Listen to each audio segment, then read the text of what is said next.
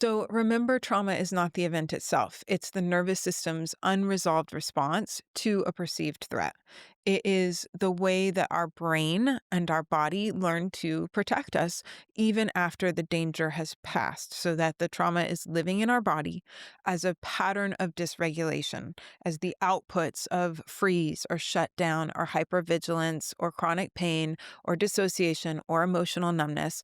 And so then neurosomatics really becomes the pathway to interrupt those patterns and to work at that root level, the sensory inputs and the interpretations, and then repattern our brain's protective outputs from a sense of safety, like making that connection and mobilization possible, not by trying to change the output, but by going back and working with the inputs. That's right. So, trauma are patterns of adaptation.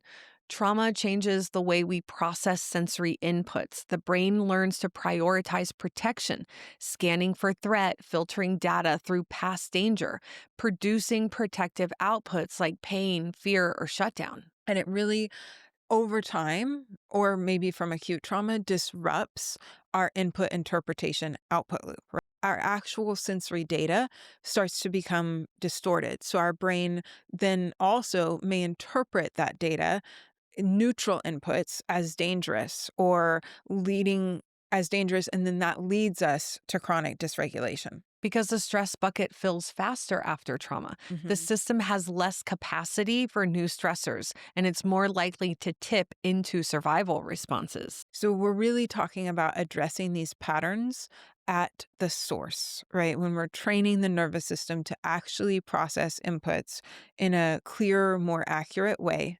So we have better vision, better balance, a clearer understanding of where our body is in space. We can feel the signals inside. And at the same time, we're working to repattern that interpretation in the brain, especially in our insular cortex, our cerebellum, the traditional limbic structures.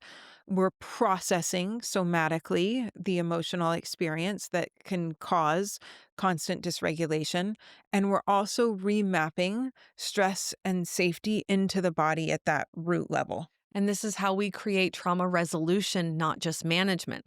Neurosomatics is not just about calming down, it's about retraining the brain to stop perceiving life as a constant threat and start creating new, safe, life affirming patterns.